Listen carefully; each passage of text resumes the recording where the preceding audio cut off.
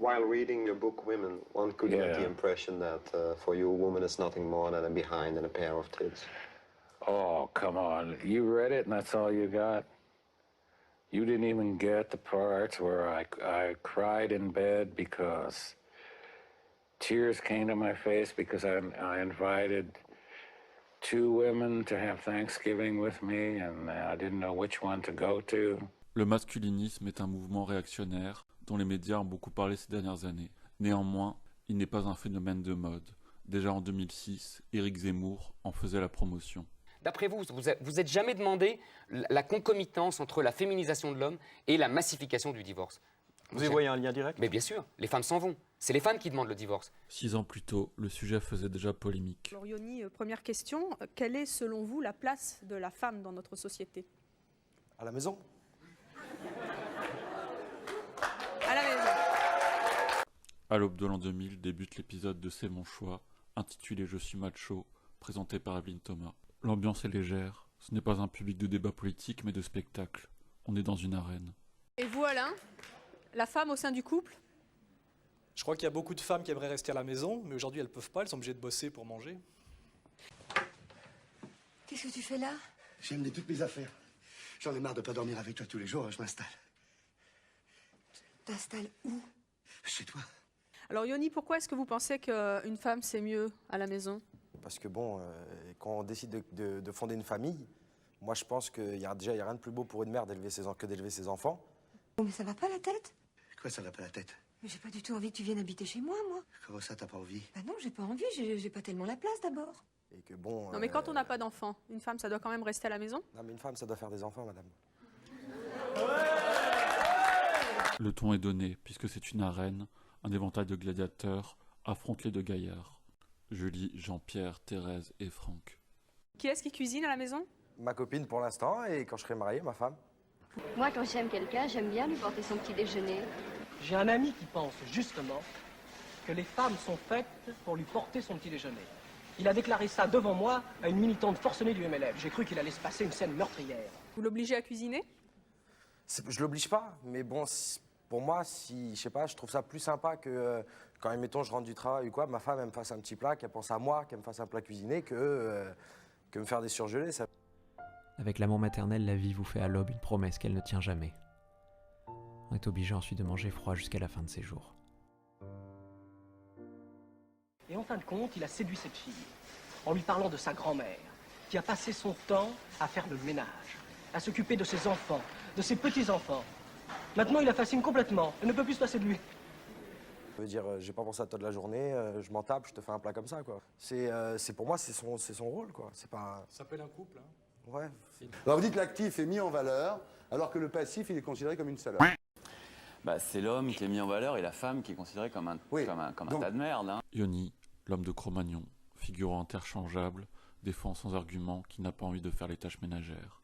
On lui laissera que peu la parole par la suite. Il sert de faire valoir à Alain, qui, grâce à un discours plus rodé, à une prosodie plus nerveuse, passe à côté pour un intellectuel. Complémentarité assez naturelle, l'homme fait l'homme, la femme fait la femme. Le macho considère qu'une femme respectable est une créature subalterne qui lui apporte une descendance. En attendant que cette descendance soit en âge de couper du bois et partir à la chasse avec papa, si des chromosomes XY le permettent, c'est un bébé qui chouine, doit être nourri, langé, changé. Bizarrement, cette partie ne le concerne pas du tout. Le macho, ou disons le dipien, puisqu'il défend les théories freudiennes, est dans son couple l'équivalent d'un gamin qui demande à sa mère un petit frère pour avoir un ami avec qui jouer. Mais si le gamin ne range déjà pas ses propres jouets, il ne rangera pas non plus ceux du nouveau venu. Maman aura tellement à faire à la maison qu'elle devra renoncer, soit à travailler, soit à dormir plus de 3 heures par nuit. Un Oedipien est un homme qui ne sait pas se nourrir seul, ni nettoyer derrière lui. Il vit dans un rêve où toute la vie de maman est tournée vers sa personne. Cela semble être un projet un peu trop puéril dit comme ça, alors Alain et Yoni doivent habilement manier la filouterie, faire croire que la nature est ainsi faite, essentialiser que la femme n'a génétiquement pas d'autre ambition que celle d'honorer mari et foyer. Durant toute l'émission, nos deux compères nous font insidieusement un exposé en 5 points qui pourrait s'intituler « En quoi la femme est inférieure ».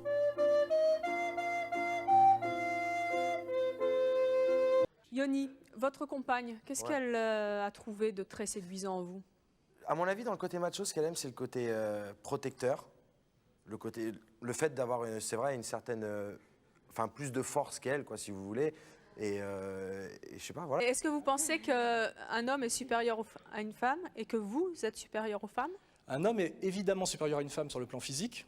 Il est plus fort, musculairement. Ce qui veut dire que dans une dispute, s'il n'y a pas de respect pour la femme, il peut lui mettre une branlée. C'est ça que ça veut dire. L'inverse n'est pas possible. Ce qui veut dire donc que le couple est basé sur le respect. Ma sœur Agnès n'était pas très solidaire comme enfant. Elle avait une certaine tendance à la délation. Donc quand mon père arrivait, elle disait « Ouais, là, il a fait ça, je prenais une raclée. » I had to get all the hairs with the shears. If I missed one hair, I got a beating. One hair. It's very hard not to miss one hair. Try it sometime. So I always got a beating. Quand une femme ramène sa fraise comme un homme, si vous avez un accident automobile en ville et que c'est une femme et qu'elle dit « connard, tu sais pas conduire, etc. » Si on la traite vraiment comme un homme, on se lève et on lui met un bourre-pif. Vous voyez.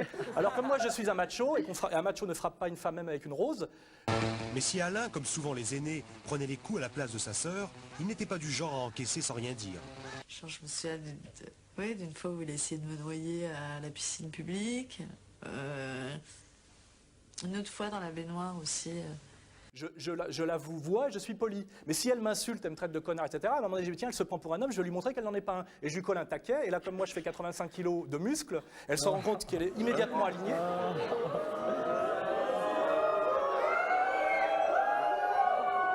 Je sais pas ce que j'ai dit d'énorme, là, mais... Moi, si j'étais une femme, au milieu de tous les harceleurs en tout genre de la rue ou du téléphone, dans une société qui ne respecte plus rien. Moi, si j'étais une femme, moi, je m'achèterais un flingue. Alain prétend respecter la femme tant qu'elle reste à sa place. Néanmoins, si elle l'insulte, il peut la taper. Or, répondre à une insulte par un coup n'est pas se défendre mais attaquer. Ce type qui lui-même a été battu par son père et a dû en souffrir, plutôt que de remettre son éducation en question, a préféré devenir quelqu'un d'assez infréquentable pour rendre fière la figure paternelle. He was cruel, man. He beat me and beat me. What's your mother? She was German, and her expression was, while he was beating me, "Your father is always right." That's all there was to it. I guess he was right now and then, but I figure about 86% of the time he was wrong as hell. Tu vois, si j'étais une femme, je me dirais, putain, ce mec, non seulement c'est un gros con, il est arrogant, il se croit irrésistible, et en plus, il n'aime pas les femmes. Il a une vision des femmes extrêmement datée. T'as pas cette impression? On te fait pas ce reproche? On m'a souvent dit que j'étais un homme des années 50, et je le revendique absolument. Oui. Enfin, le machiste accompli comme vous, c'est simplement, je pense, une peur. Parce que quoi, la femme, aujourd'hui, elle est capable de tout faire. Elle élève ses enfants, elle travaille en même temps. Non, attendez, c'est évident. Elle est capable de tout faire. Elle reste à la maison, elle fait le ménage, elle fait la bouffe, elle fait tout. Elle fait tout. Qu'est-ce qui lui reste à l'homme? Dites-moi. Dites-moi ce qui lui reste. Une chose. Le machisme, oui, s'imposer en tant qu'homme, parce qu'il y a de la force physique, parce que, bah oui, dans les salaires, c'est inégal, donc il va ramener plus d'argent que la femme. C'est simplement, c'est ça, ça va pas plus loin. On a oublié l'essentiel. Non mais... On a oublié l'essentiel. Une autre chose aussi, vous avez dit tout à l'heure que c'est vous qui avez le sexe, et vous réfléchissez avec la quoi? femme peut tout faire sauf me baiser. Mon frère dit d'une manière très intelligente des choses très connes par moments. C'est assez fascinant chez lui. Les rapports de pouvoir dans l'humanité changeront pas tant que les hommes vivront pas leur homosexualité naturelle et que donc ils se feront pas enculer par d'autres messieurs comme eux. Parce que ce jour-là, ils comprendront les femmes et ils ne les mépriseront plus. Voilà, c'est tout. Une question pour Alain. Vous êtes devenu macho à partir de quel âge? Je l'ai toujours été, au sens où je le dis, parce que j'ai eu un père fort, c'est-à-dire un père autoritaire, et je crois que c'est beaucoup lié. Je pense qu'aujourd'hui, il y a de moins en moins de machos parce que beaucoup d'enfants, de garçons étaient élevés sans père, uniquement par leur mère. Et ça, c'est une vraie tendance, une vraie mutation. Je n'aime pas la famille, je suis un mec du Nord, moi, vous voyez. Tout ce qui est de l'ordre de la famille me gonfle, vous voyez. Moi, la haute idée que j'ai de ce que doit être un homme m'a été inculquée par mon père. On pleure pas, on fait front, on se laisse pas marcher sur les pieds, etc. etc. Et donc je suis macho depuis toujours parce que j'ai été élevé avec une mère qui était une mère et un père qui était un père, ce qui est de plus en plus rare aujourd'hui. Que l'homme assume son rôle de père semble important pour Alain, mais son discours manque de précision. À part travailler pour amener de l'argent et de la froideur émotionnelle, quel est son rôle dans l'éducation de l'enfant? Je pense que pour les hommes et pour la société, une femme, c'est d'abord, je vais être provocant, c'est d'abord un animal physique. Une femme existe d'abord parce qu'elle est belle ou pas belle, c'est traditionnellement. Alain, pour une fois, n'invente rien à cette discrimination positive, mais est beaucoup trop enthousiasmé par cette inégalité de traitement. Bien sûr, il n'y a pas d'animatrice de télé grosse. Pardon? Il n'y a pas d'animatrice de télé grosse, il faut d'abord être jolie. Vous voyez? Alors qu'on peut imaginer qu'un homme qui a du talent peut être laid. Donc c'est une réalité sociale. Bonjour. Il y a quand même si on veut être un peu critique, une pétacisation générale de la femme et de la jeune fille. Tu vois, tu redeviens misogyne. Non, parce que ça, elles y sont pour rien. Hein. Elles sont totalement instrumentalisées. C'est l'industrie de la mode qui veut à tout prix que les filles portent plusieurs paires de chaussures, dont des chaussures à talons. Alors que dans le temps, les mères de famille, dans les bonnes familles, interdisaient aux filles de se maquiller, de porter des talons avant un certain âge. Il y a aussi une évolution de la femme qui maintenant se sent obligée de se comporter un peu comme des garçons, qui fait qu'elles ont plus ce côté minaudante, rougissante, qui était très excitant à l'époque. Je détestais mon père, je détestais ma mère, j'avais pas un rond, et je vis dans une chambre de bonne de 9 mètres carrés à Pigalle. Et peut-être que j'en ai un peu voulu à ma sœur, immédiatement d'avoir trouvé un film où elle avait le premier rôle.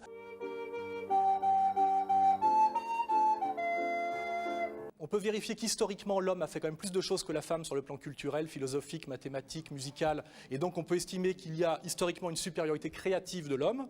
Depuis 40 ans, il y a plein de femmes artistes qui se révèlent, plein de femmes auteurs qui se révèlent, des savants qui se révèlent. On laisse aujourd'hui le droit de parole, Voilà. parce que jusque-là, il fallait qu'une femme se tienne à sa place, laquelle est désignée par qui, je voudrais bien le savoir. Et le summum de la bonne éducation, c'était une femme effacée. Alors quelle est la monstrueuse gomme de l'histoire qui a pu effacer les femmes? Moi je dis c'est le machisme. Oui, mais enfin, aujourd'hui c'est une femme qui mène les débats. Hein? Ce que vient de dire notre ami est tout à fait juste. Je vous dirais que depuis 10 ans, vous qui êtes sociologue, vous devez connaître les statistiques. Depuis 10 ans, les femmes qui ont fait des études supérieures sont supérieures au nombre d'hommes.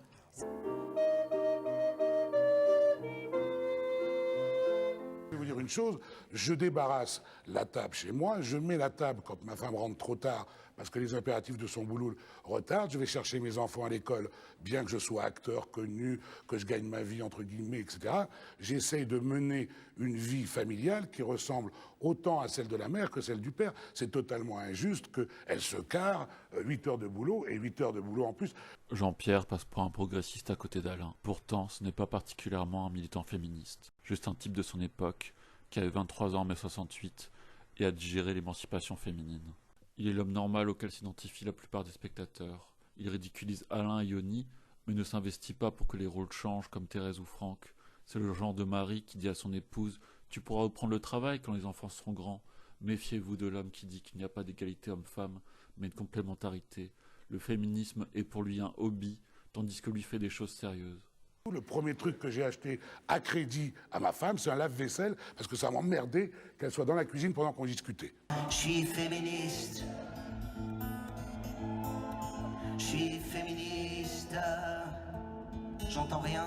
Le problème, c'est que je ne veux pas d'un mec étiaffé sur mon canapé qui baille en disant qu'est-ce qu'il a bouffé ce soir. Je ne veux pas qu'on me dise tiens, toi qui repasses si bien les chemises. Je ne veux pas acheter la nouvelle BMW qui est fabuleuse et on paiera les traites ensemble. Je ne veux pas que ta mère me téléphone pour savoir si je t'ai bien donné tes cachets contre la grippe. Je ne veux pas tes chaussettes sales dans mon panier à linge. Je ne veux pas nettoyer la cuisine pendant 3 heures le jour où tu auras décidé de faire une paella pour tes collègues du bureau. Je ne veux pas te demander si tu es d'accord de regarder le film au lieu du sport. Je ne veux pas, je ne veux pas. Ta vie, c'est ta vie, ma vie, c'est ma vie. Mais moi aussi, je mets la table, je la débarrasse. Parce que non mais c'est simple, ma femme... Oh mais vous allez vous révéler là. Ah non, mais non, vous avez... C'est un coming out que vous faites. Qu'est-ce que vous faites? Je fais la vaisselle que vous ne faites pas. J'ai déjà fait la vaisselle. Oui, oui, une fois. Oui, parce qu'on éprouve une espèce de satisfaction à faire la vaisselle. Le sentiment d'être utile. Cette satisfaction est quelque chose d'un peu obscène. C'est dégoûtant, non? Être content parce qu'on fait la vaisselle. Vous n'avez pas très bien compris de quoi on parle. Ma femme travaille, elle est travailleur salarié. Moi, je suis écrivain, donc je reste à la maison parce que j'écris des livres. Donc c'est elle qui vous entretient? Non, je gagne de l'argent avec mes livres quand même un peu, vous voyez. Si Yoni est le faire-valoir d'Alain, Alain est l'homme de paille de Jean-Pierre, et son conservatisme n'est qu'une posture. La famille nucléaire qu'il défend l'a lui-même rendu malheureux. La femme au foyer, heureuse de son sort qu'il dépeint, n'est pas la sienne. Sa femme travaille. C'est pas la question. C'est que, donc, elle rentre fatiguée. Donc, on a des accords. Moi, je mets la table. Elle fait la cuisine. Moi, je passe l'aspirateur. Elle fait la poussière. On a une division des tâches. Exactement comme dans le temps. L'homme allait couper du bois. Mais la femme, elle, changeait les enfants.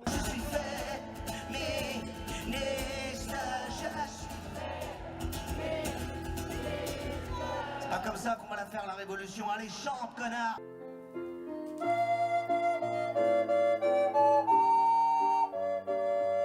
Est-ce que vous pensez que vous éduquez mal vos enfants parce que vous êtes à la maison? Du coup, je leur consacre 100% de mon temps. J'en suis fier. Et puis ils sont demandeurs. Et ils n'arrêtent pas. Si vous voulez, moi dans mon enfance, mon père n'était jamais là. Il était tout le temps en déplacement, etc. Et je le voyais que le week-end. Et le week-end, il était fatigué, il allait se coucher. Vous croyez que c'est mieux ça? Il y a peut-être une pathologie de ce côté-là. Mais moi, j'essaie de faire le psychologue là. Moi, quand j'étais petit, je jouais à la poupée. J'ai toujours eu du mépris pour les garçons qui jouaient avec des petites voitures. L'enfant, pour lui, au départ, la mère incarne plutôt l'amour parce qu'elle lui donne le sein. Et le père, l'autorité de l'extérieur. Et c'est cet équilibre entre l'amour de la mère et la juste sévérité du père qui structure, on va dire, l'enfant. Et ça, c'est une structure qui existe, qui s'appelle l'Oedipe. Et de l'inversé, étant donné que l'homme, il ne donnera jamais la tétée à son enfant, quoi qu'il fasse, et c'est jamais lui qui en accouchera. Quand vous arrivez dans la ville et que vous désirez des femmes parce que votre mère vous manque, vous allez là où il y en a, qui sont les boîtes de nuit. Et la boîte de nuit, c'est très dangereux comme pour la vision que ça vous donne des femmes. Parce que dans la boîte de nuit, il n'y a par définition que des demi-putes. Trouver un moyen de substitution par rapport à vos besoins affectifs. Et je sais que pour nous les mecs, c'est compliqué, parce que généralement, soyons sincères entre nous, la seule personne qui nous apporte l'affection, alors c'est maman numéro 1. C'est trop triste, allez, je m'en vais. La seule personne qui lui apporte de l'affection, c'est maman. Vous pensez que les enfants de Franck vont être moins bien élevés que... Pas moins bien élevés, mais ils peuvent avoir une structure psychologique déficiente. On a l'impression que vous n'avez pas voulu remplacer vos parents. Non, c'est pas ça, c'est que moi j'avais un manque très fort, c'est-à-dire que j'ai pas eu la mère que j'aurais souhaité avoir ou je sais pas trop quoi. Et donc je suis arrivé dans la grande ville sans un rond, c'est-à-dire capital financier zéro et capital affectif aussi, je dirais près de zéro. Les hommes ne sont pas satisfaits de l'amour que leur apportent les femmes. Et là, il y a quelque chose d'hyper intéressant pour vous à apprendre, mesdames. Qu'est-ce que les hommes retrouvaient chez leur mère qu'ils ne retrouvent plus chez les femmes? Il compare avec la relation avec la maman. C'est de pire en pire. Non mais à chaque fois, Léo, mais comment ça se fait? Nous, on nous a bien inculqué une forme d'éducation avec une mère au foyer, un père responsable, fort, viril, qui ramène l'argent. Est-ce que ça pose pas des troubles? C'est un lien avec la nature. C'est la femme qui porte les enfants. N'importe quel pédopsychiatre, même de 3e zone, s'il y en avait un ici, verrait que je suis un enfant battu, ça se voit comme le nez au milieu de la gueule. He was an asshole, he was a coward, and his blood is in my blood. And sometimes I feel it happening to me, you know, when I'm arguing with a woman or something, I feel kind of shitty and crappy, and I'm not quite just. And sometimes I think that's my father's blood in me, a chicken shit blood that I've got in me. It's a bad feeling. J'aimerais faire comprendre souvent aux féministes qui sont dans la salle que le fait que les femmes portent les enfants n'est pas une violence sociale due aux hommes, c'est un fait de la nature. C'est un fait de la nature, alors que, monsieur, mais qui d'un dure, seul coup, qui dure 9 mois de grossesse. Oui, mais il n'y a pas que les 9 mois de grossesse, je suis désolé. Au maximum, 1 an d'allaitement. La relation de la mère à son enfant, c'est très fort. Mère et père sont aussi capables d'élever leurs enfants. L'audience qui a enregistré cette émission a encouragé la production de C'est mon choix à faire d'Alain Soral un bon client, en l'invitant les semaines suivantes à de nouveaux débats. Je suis au service des femmes et pour ou contre le machisme d'Alain Soral.